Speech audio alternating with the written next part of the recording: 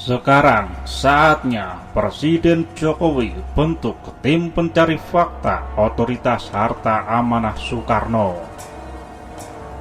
Uang sudah dikirim pada 6 bank di Indonesia kebagian sekitar 11 triliun USD dolar, setara 145.000 triliun. Presiden Jokowi bisa mematok APBN Indonesia dari 2.500 triliun menjadi 5.000 triliun setahun.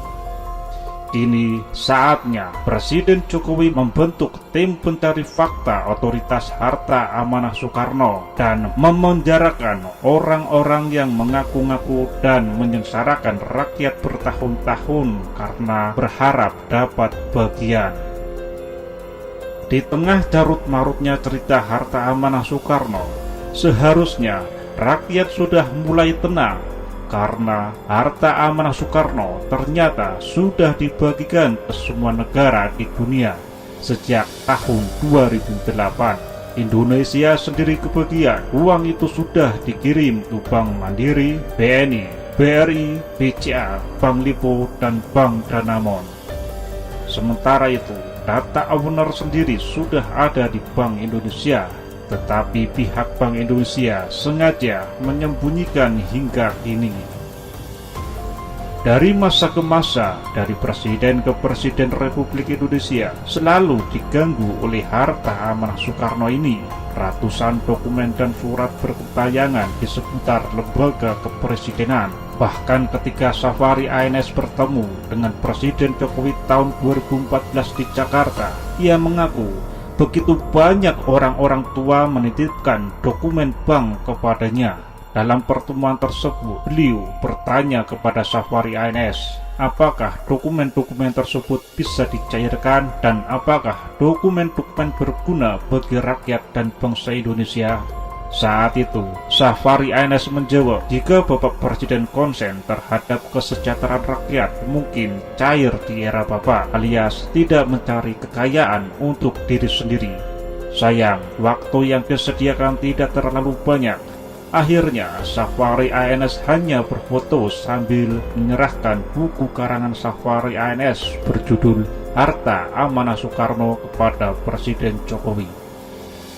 Kini, pertanyaan tersebut terjawab bahwa memang betul para sesepuh pendiri Republik Indonesia senang dengan Presiden Jokowi. Ia masih dianggap jujur dan tidak menumpuk kekayaan buat diri sendiri. Presiden Jokowi masih dianggap peduli dengan rakyat kecil. Bahkan Presiden Jokowi telah mengirim utusan ke Amerika Serikat untuk bertemu dengan pejabat Bank Sentral The Fed. Pejabat itu membenarkan adanya aset bangsa Indonesia. Kini para sesepuh sepakat bahwa sekaranglah saatnya harta amanah Soekarno dapat dipergunakan. Presiden Jokowi diharapkan dapat membentuk tim pencari fakta Otoritas Harta Amanah Soekarno yang terdiri dari intelijen, polisi, praktisi bank, ahli sejarah, cendekiawan, tokoh masyarakat, dan sebagainya. Tim ini diberi kuasa untuk menyeleksi orang-orang yang mengaku mendapat tugas lanjutan dari Soekarno. Tim ini akan mengajak orang-orang yang merasa dirinya ditunjuk oleh Soekarno berupa mandat, surat kuasa, atau hibah. Jika yang bersangkutan telah menyengsarakan rakyat karena telah memungut dana dalam suatu paguyuban, maka tim juga berhak untuk memenjarakannya. Hal ini perlu dilakukan karena keberadaan mereka telah menyengsarakan rakyat hampir di seluruh Indonesia.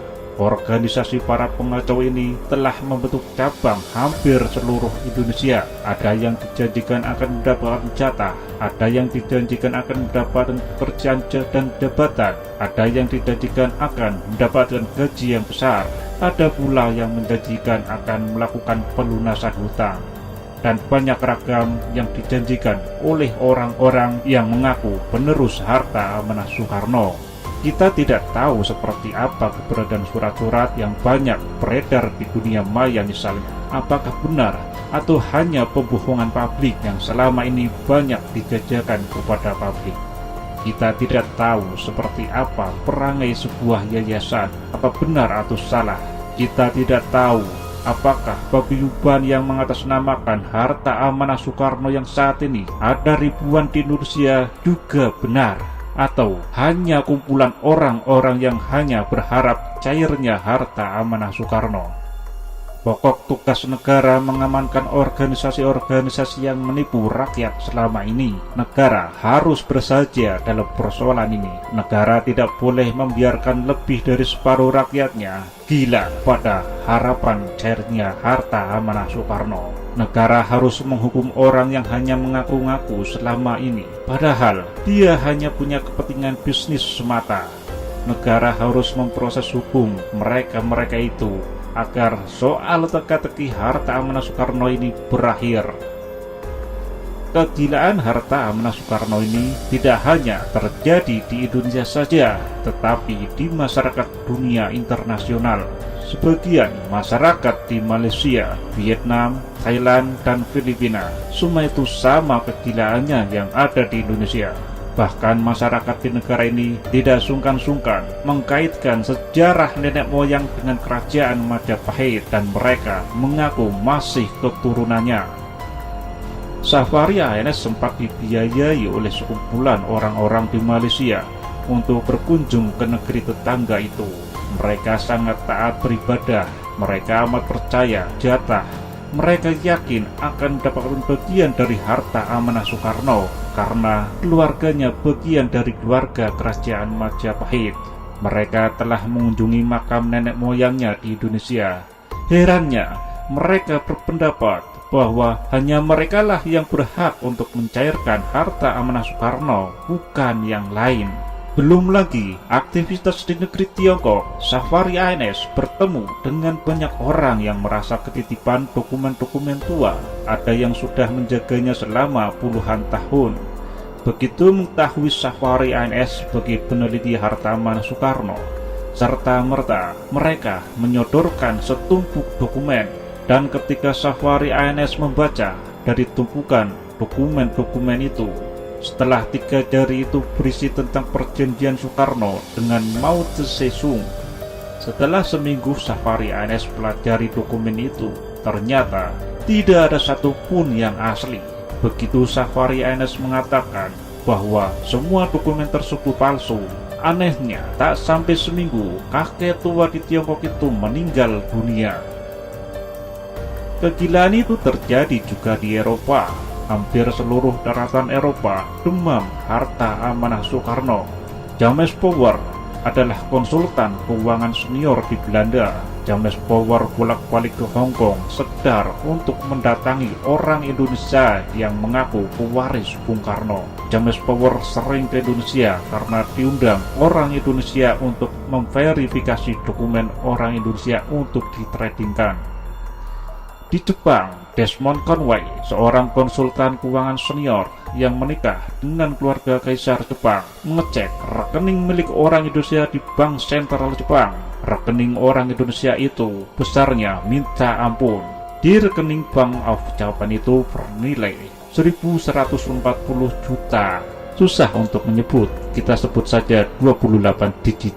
Ia juga bolak-balik ke Tokyo, Hong Kong berburu harta amanah Soekarno.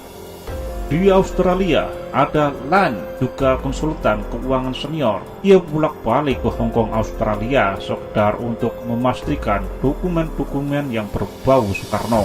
Ia bahkan percaya bahwa seorang kelahiran Papua Indonesia itu adalah pewaris sah harta amanah Soekarno setelah dapat mandat dari Khairul Fatullah di Indonesia. Tetapi hingga kini juga tidak cair, dan masih banyak kegilaan masyarakat dunia lainnya yang bermain di tataran harta amanah Soekarno.